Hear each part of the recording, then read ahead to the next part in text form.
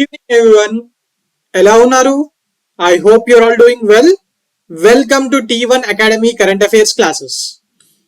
ఈరోజు current affairs classes లో భాగంగా మనం న్యూస్ లో ఉన్న కొన్ని ముఖ్యమైన అంశాల గురించి చర్చించుకుందాం. Coming on to the first topic for today is Indus water treaty. Indus water treaty 1960లో ఇండియా పాకిస్తాన్ మధ్య జరిగింది. ఎందుకోసం జరిగింది? ఇండస్ రివర్ మరియు వాటి యొక్క ట్రిబ్యూటరీస్ లో ఉండే వాటర్ ని ఈక్విటబుల్ గా ఇండియా పాకిస్తాన్ షేర్ చేసుకోవాలి, ఎలాంటి గొడవలు కాకుండా ఈక్విటబుల్ గా షేర్ చేసుకోవాలన్న ఉద్దేశంతో వరల్డ్ బ్యాంక్ యొక్క మధ్యవర్తిత్వంతో 1960లో రెండు దేశాల మధ్యలో దీనికి సంబంధించి ఒక అగ్రిమెంట్ కుదరడం జరిగింది. దాని కింద మన ఇండియాకు రివర్స్ లో సత్లజ్, బియాస్ అండ్ రవి ఈ మూడు నదుల్లో ఉన్న మొత్తం వాటర్ ని మనకు వాడుకునే హక్కులు వచ్చాయి.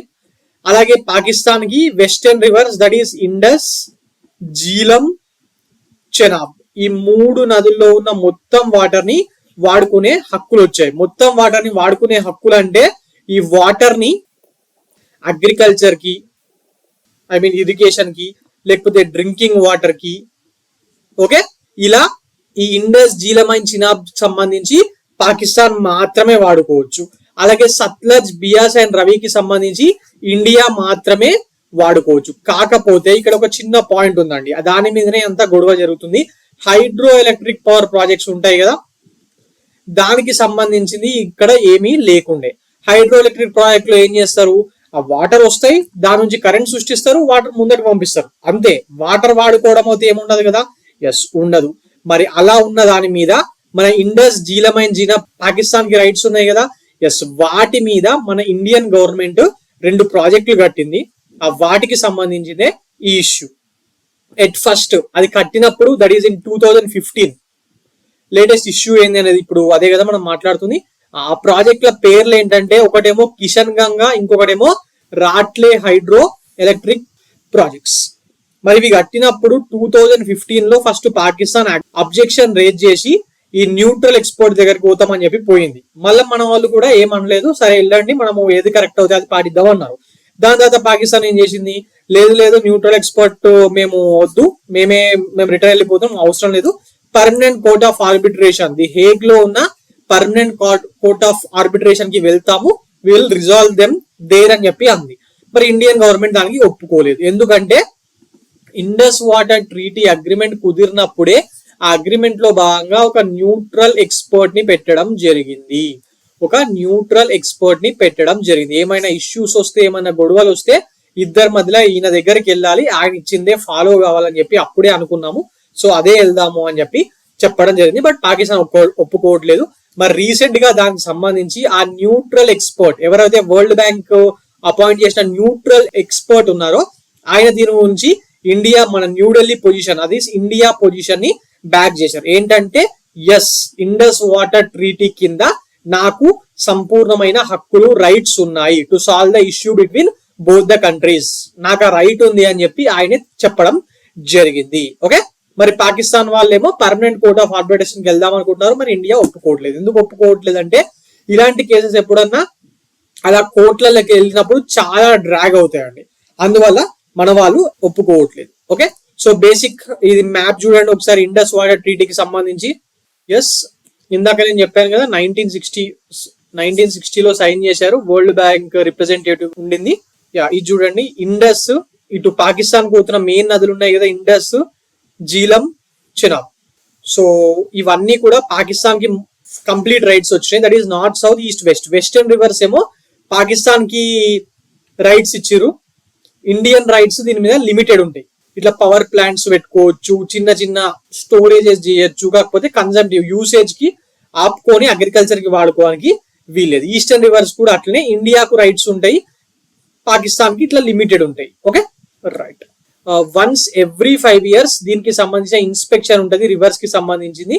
చాలా సంవత్సరాలుగా ఇది సక్సెస్ఫుల్ గా రన్ అవుతుంది. ఇండియా పాకిస్తాన్ మధ్యలో ఇన్ని గొడవలు ఉన్నాయి, ఇన్ని యుద్ధాలు జరిగినా ఏ రోజు ఈ వాటర్ ట్రీటీకి పెద్దగా అడ్డంకులు అనేది ఏర్పడలేదు. అయితే రీసెంట్ గానే ఈ న్యూట్రల్ ఎక్స్పర్ట్ కి ఫస్ట్ పాకిస్తాన్ వాళ్ళు వెళ్ళి వాళ్ళ అబ్జెక్షన్స్ తెలియజేశారన్నాను కదా, మొత్తం 7 అబ్జెక్షన్స్ చేయడం జరిగింది related to Kishan Ganga and Ratle hydro electric project. మరి ఫైనల్ గా ఆయన ఏం చెప్పారంటే, ఎస్ నాకు ఆ పవర్ ఉంది, నేనే ఆ 7 అబ్జెక్షన్స్ మీద ఎంక్వైరీ చేసి నేనే తీర్పు చెప్తానని ఆయన చెప్పడం జరిగింది. మరి మన Kishan Ganga hydro electric project ని గవర్నమెంట్ ఆఫ్ ఇండియా దేని మీద కడుతుందంటే జీలం యొక్క ట్రిబ్యూటరీ, అది వెస్టర్న్ రివర్ కదా, పాకిస్తాన్ కి ఎక్కువ హక్కులు ఉన్నాయి కదా, ఆ జీలం యొక్క ట్రైబ్యూటరీ అయిన కిషన్ గంగా రివర్ మీదే మనం వాళ్ళు ఇది కట్టడం జరిగింది. అలాగే రాట్లే హైడ్రో ఎలక్ట్రిక్ ప్రాజెక్ట్ అనేది చెనాబ్ రివర్ మీద కడుతున్నారు. ఇది ఇంపార్టెంట్ అండి, దేని మీద కడుతున్నారు అనేది important. Kishan Ganga hydro electric project ఏమో Kishan Ganga river which is a tributary of Jhelum. Ratle hydro electric project is on Chenab river. Okay right. So ఇది దానికి సంబంధించిన టోటల్ ఇన్ఫర్మేషన్. మనకి ఇందులో గుర్తుపెట్టుకోవాల్సింది ఏంటంటే, ఒకటేమో ఆ పర్మనెంట్ సెటిల్మెంట్ ఆర్బిట్రేషన్ హేగ్ లో ఉంది ఒకటి, మరి దేని మీద కోర్టుకి వెళ్ళిరంటే Kishan Ganga hydro electric project and Ratle hydro electric ప్రాజెక్టులు, ఇవి రెండు తెలియాలి. అది జీలం నది మీద ఒకటి ఉంది, చెనాబ్ నది మీద ఒకటి ఉంది అనే విషయం కూడా తెలియాలి. ఓకే, మళ్ళీ రీసెంట్ గానే గవర్నమెంట్ ఆఫ్ ఇండియా 2016 2017 అలా ఈ ఒప్పందాన్ని మాడిఫై చేసుకుందాం అని చెప్పి ప్రపోజల్ కూడా పెట్టింది. మరి ఇప్పటి వరకు అయితే ఆ ప్రపోజల్ అనేది ఇంకా ముందటికి ఏమీ వెళ్ళలేదు. Okay right.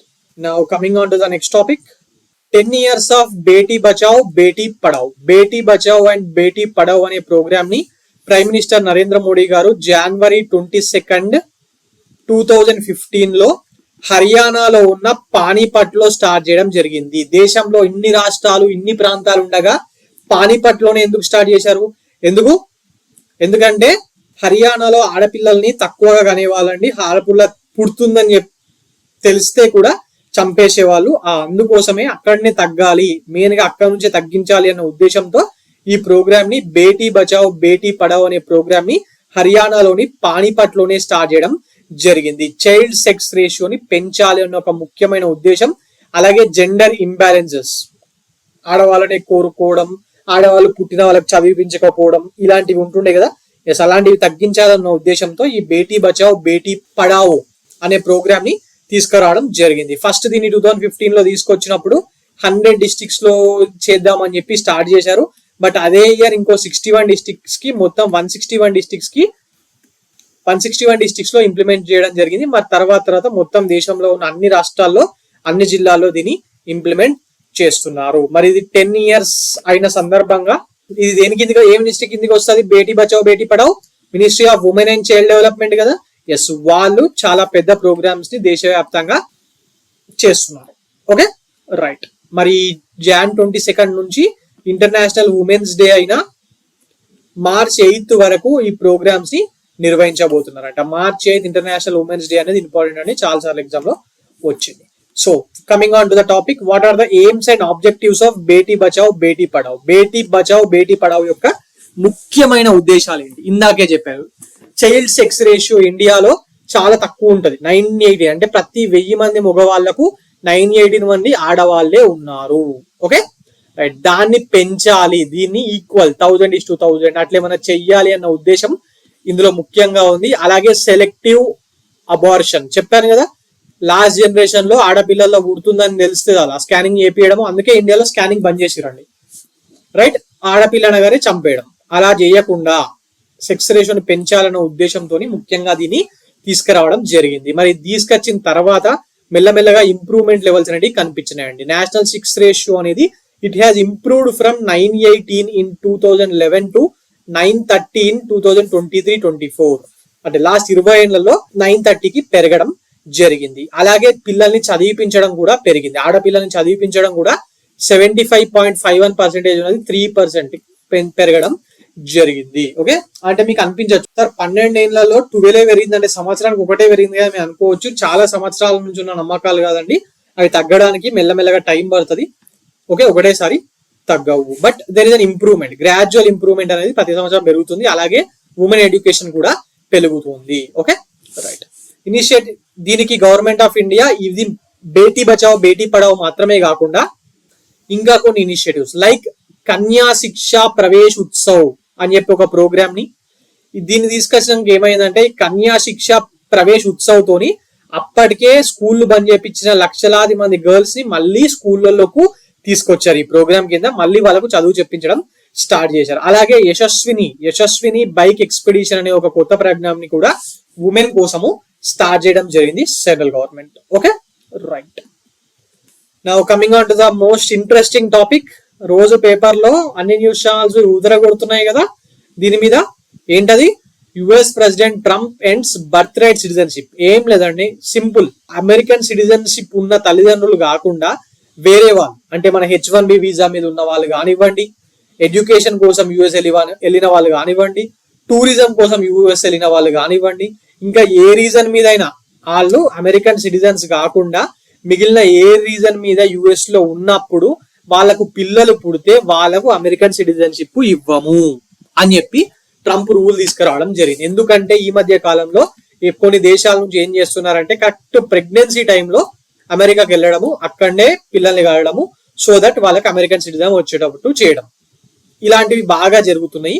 మరి తల్లిదండ్రులు ఏమో అమెరికన్స్ కాదు, కానీ వాళ్ళ పిల్లల్ని మాత్రం అమెరికన్ చేయాలనుకుంటున్నారు. అట్లా జరగనివ్వము అని చెప్పి కొత్త ఎగ్జిక్యూటివ్ ఆర్డర్ ని ట్రంప్ ప్రకటించడం జరిగింది. That is protecting the meaning and value of American citizenship. అక్కడ పుట్టనిస్తారు, అంటే హాస్పిటల్ ఉంటే అక్కడ నుంచి పంపించడం ఏం జరగదు, పుట్టినిస్తారు, కాకపోతే వాళ్ళకి సిటిజన్షిప్ మాత్రం రాదు. ఓకే, అంతే. దీనివల్ల మన ఇండియన్ అమెరికన్ కమ్యూనిటీకి ముఖ్యంగా కొంచెం దెబ్బ అండి. ఎందుకంటే మన వాళ్ళు H1B వీసా మీద చాలా మంది ఉంటారు కదా, ఎస్, వాళ్ళకి కానివ్వండి, గ్రీన్ కార్డ్ హోల్డర్స్ కానివ్వండి, లేకపోతే స్టూడెంట్ వీసా మీద ఉన్నోళ్ళు, విజిటర్ వీసా మీద ఉన్నోళ్ళు, లేకపోతే ఇల్లీగల్ ఇమిగ్రెంట్స్, ఇట్లా ఎవరికైనా వాళ్ళ పిల్లలు అక్కడ పుడితే ఇంతకు ముందు ఆటోమేటిక్ గా యుఎస్ సిటిజన్షిప్ వచ్చేస్తుండే. ఇప్పుడు అది రాకుండా మరి ట్రంప్ ఇలాంటి ఒక కొత్త ఎగ్జిక్యూటివ్ ఆర్డర్ ని ఇవ్వడం జరిగింది. Okay, right. రీసెంట్ గా కూడా మన జయశంకర్ గారు యుఎస్ వెళ్ళినప్పుడు చర్చలు జరిగాయండి. ఇండియా నుంచి ఇట్లా వస్తున్నారు అది ఇది అని చెప్తే మన వాళ్ళు డైరెక్ట్ గా చెప్పేశారు, ఎవరైనా ఇల్లీగల్ మైగ్రెంట్స్ ఇండియా నుంచి వచ్చినట్టయితే లీగల్ గా వాళ్ళని మళ్ళీ రిటర్న్ తీసుకోవడానికి మేము సిద్ధంగా ఉన్నాము అని చెప్పడం జరిగింది. ఆల్రెడీ బైడెన్ గారు ఉన్నప్పుడు కూడా దగ్గర 5 lakh ఇండియన్స్ ని యుఎస్ వాళ్ళు ఇండియాకు డిపోర్ట్ చేశారు. మరి ఇప్పుడు ట్రంప్ వచ్చాడు కాబట్టి ఇంకా ఎక్కువ మందిని ఇండియాకు రిటర్న్ పంపించే అవకాశాలు కొంచెం కనిపిస్తున్నాయండి, ఇల్లీగల్ గా ఉన్న వాళ్ళని. ఓకే, చదువుకుంటున్న వాళ్ళకు, లేకపోతే H1B వీసా మీద ఉన్న వాళ్ళకు, గ్రీన్ కార్డ్ మీద ఉన్న వాళ్ళకి ఏం ప్రాబ్లం ఉండదు. రైట్. ఇందులో మనకి ఇంపార్టెంట్ ఏంటంటే recently which country government has brought this citizenship అని చెప్పి మనకు ఎగ్జామ్ లో అడుగుతారు. ఓకే, ఇదంతా మనకు అంత డీటెయిల్డ్ గా ఏం అవసరం లేదు, జస్ట్ మీకు పాయింట్స్ అర్థం కావాలని ఇచ్చాను. ఒక్కసారి ఎవరైనా ఉంటే చూడండి. Right, coming on to the next topic, that is Nepal PM officially announces Sagarmatha Sambad అంటే డైలాగ్ అనండి, on the occasion of international year of glaciers preservation. UNO వాళ్ళు international years of glacier preservation అని చెప్పి 2025 ఇయర్ ని ప్రకటించారు కదా. ఎస్, మరి దానికి సంబంధించిన మీటింగ్ నేపాల్ లో జరుగుతున్నప్పుడు నేపాల్ పిఎం ఎవరండి? కేపీ ఓలీ శర్మ కదా. ఆయన ఇట్లా సాగర్ మాత డైలాగ్ అనే దాన్ని నిర్వహిస్తాము ఈ సంవత్సరం నుంచి కాఠ్మాండూలో అని చెప్పి ఆయన అనౌన్స్ చేయడం జరిగింది. మరి దీన్ని ప్రతిసారి 2 ఏళ్లకు ఒకసారి నిర్వహిస్తారంట. ఓకే, ట్వైస్ ఏ ఇయర్, సంవత్సరానికి 2 సార్లు దీన్ని నిర్వహిస్తామని చెప్పి ఆయన ప్రకటించడం జరిగింది. ఓకే, ఇందులో ఇంటర్నేషనల్ ఇయర్ ఆఫ్ గ్లేషియర్స్ ని యుఎన్ఓ వాళ్ళు 2025 కి ప్రకటించారు అనేది మనకి ఇంపార్టెంట్. Okay, right. అలాగే ఈ సాగర్ మాత డైలాగ్ ఎక్కడ జరుగుతుంది, యాన్యువల్ ఇట్లా అడుగుతారు. Okay, now coming on to regional current affairs. First AP చూసి దాని తర్వాత తెలంగాణ చూద్దాం. ఇవాళ ఏపీకి సంబంధించిన ఇంపార్టెంట్ ఉంది, రాబోయే ఎగ్జామ్ లో SNT లో భాగంగా దీన్ని అడగొచ్చు. Genome editing laboratory launched at NIRCA in Rajamahendravaram. NIRCA అంటే national institute for research on commercial agriculture అండి. ఇంతకు ముందు దీన్నే సెంట్రల్ టొబాకో రీసెర్చ్ ఇన్స్టిట్యూట్ అని చెప్పి అనేవాళ్ళు. సెంట్రల్ టొబాకో రీసెర్చ్ ఇన్స్టిట్యూట్ ఎక్కడ ఉందని చెప్పి చాలా సార్లు ఎగ్జామ్ లో వచ్చింది. మొన్న కూడా మనకు తెలంగాణ గ్రూప్ 2 ఎగ్జామ్ లో అడిగారు. Okay, right.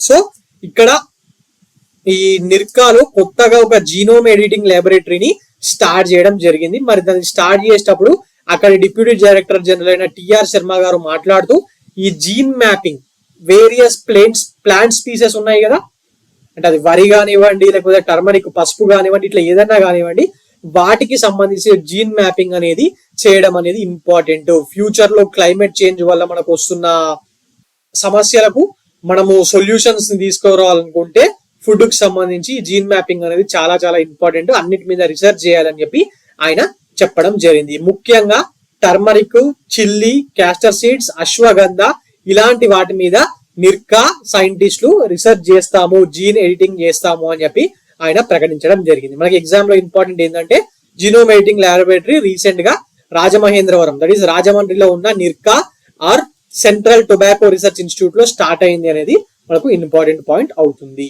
Okay right. Genome editing మీద క్వశ్చన్ ఇచ్చి which among the following statements are true or false అని ఇచ్చి దానికి సంబంధించిన ఇచ్చి అంటే ఆ జీనోమ్ ఎడిటింగ్ సంబంధించిన స్టాటిక్ పాయింట్స్ ఇచ్చి కింద ఒకటి ఇట్లా స్టార్ట్ అయిందని చెప్పి కూడా అడిషనల్ పాయింట్ ఇస్తాడు. Okay right. Now coming on to the next topic that is world economic forum. Already మనం మాట్లాడుకున్నాం కదా మొన్న క్లాస్ లో వరల్డ్ ఎకనామిక్ ఫోరం సంబంధించి బేసిక్ డీటెయిల్స్ ఎక్కడ జరుగుతుంది, ఎందుకు జరుగుతుంది, మరి మన ఇండియన్ గవర్నమెంట్ ఏం చేస్తుంది, ఇన్వెస్ట్మెంట్స్ ఎందుకు వస్తాయి, ఇదంతా మాట్లాడుకున్నాం, ఎవరు నిర్వహిస్తారని చెప్పి.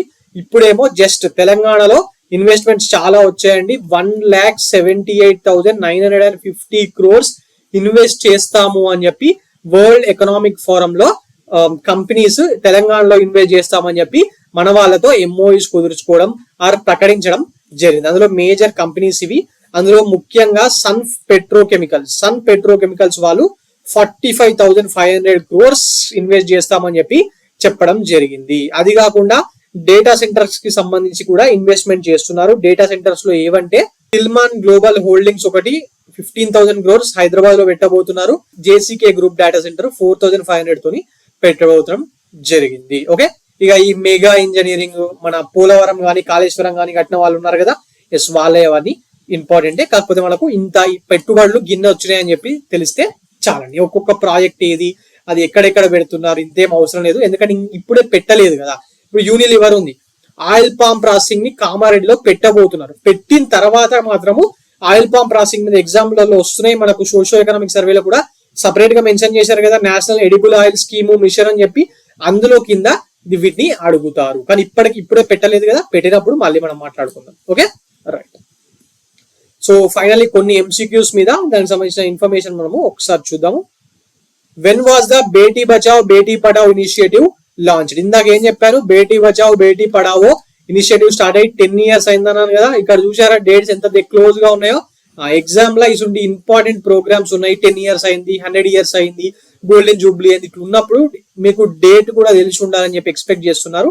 మరి ఆన్సర్ ఏంటంటే January 22nd, 2015. Okay right. Now coming on to the next question.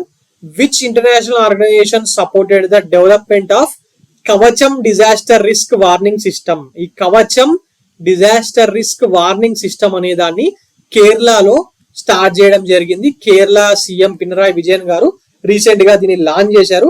మరి దేని సపోర్ట్ తోని, ఏ ఇంటర్నేషనల్ ఆర్గనైజేషన్ సపోర్ట్ తోని దీన్ని డెవలప్ చేశారు అని చెప్పి అడుగుతున్నాడు. ఆప్షన్స్ చూడండి, UNDP, world bank, IMF, bricks bank. మరి ఎవరు? వరల్డ్ బ్యాంక్ అండి. Okay right. Now coming on to the next question.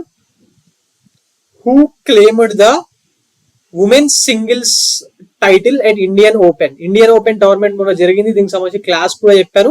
మరి రీసెంట్ గా ఒక ఎగ్జామ్ లో ఆల్రెడీ అడిగేశారు, అందుకోసం ఇక్కడ మళ్ళీ పెట్టడం జరిగింది. ఇండియన్ ఓపెన్ 2025 ఉమెన్స్ టోర్నమెంట్ ఎక్కడ జరిగింది? ఉమెన్స్ అని కాదు, అన్ని మెన్స్ ఉమెన్స్ అన్ని ఒకటే దగ్గర న్యూఢిల్లీలో జరిగినాయి.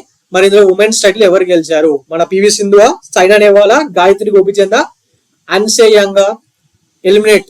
సైనా నెహ్వాల్ రిటైర్ అయిపోయింది, ఆడట్లేదు. Gayatri Gopichand doubles player right. ఇక్కడ సింగిల్ అని ఉంది. P V Sindhu, An Se Young. మరి ఎవరు గెలిచారు? An Se Young of South Korea. Okay right. So ఇదండి ఈ రోజు current affairs. For more current affairs like this, do visit T1 Academy and also do subscribe our YouTube channel T1 Academy. Thank you.